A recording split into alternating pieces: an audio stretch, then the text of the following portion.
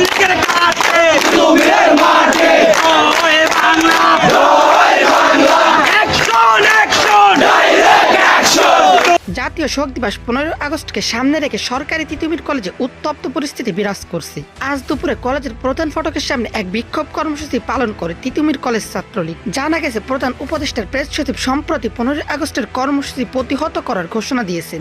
ছাত্রলীগ নেতাকর্মীরা বলছেন এই ঘোষণা দেশের ইতিহাসের জন্য এক কালো অধ্যায়। তারা অভিযোগ করেন স্বাধীনতার স্থপতি বঙ্গবন্ধু শেখ মুজিবুর রহমানকে স্মরণ ও শ্রদ্ধা জানানোর এই দিনকে নিয়ে রাজনৈতিক বিভাজন তৈরির অপচেষ্টা চলছে।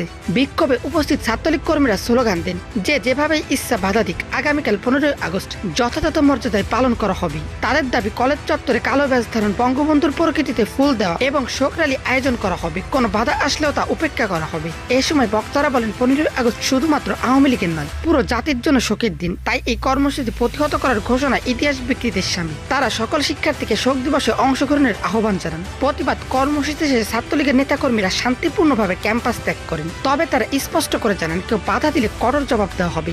এই ঘটনার পর কলেজ এলাকায় আইন শৃঙ্খলা রক্ষাকারী বাহিনীর উপস্থিতি লক্ষ্য করা গেছে।